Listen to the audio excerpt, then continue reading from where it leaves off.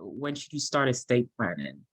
So I guess a short answer or what I would recommend is you want to start estate plan is something you want to, get start with as soon as possible and go ahead and revise it as you get older, as your life changes.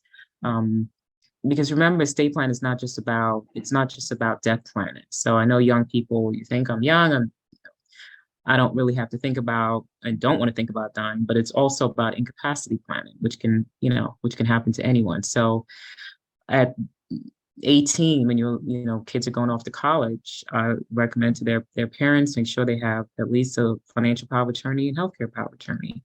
At 18, as soon as you become an adult, you can start thinking about these things. A financial power of attorney is a very useful tool for a young adult. So you go off to college or you're away from home, you're an adult. So your bank account is your account only. Your parents, no one will have access to that unless you give them access. So it's a good idea to go ahead and execute a power of attorney, making your parent or someone else that you trust, give them access in the event something happens to you.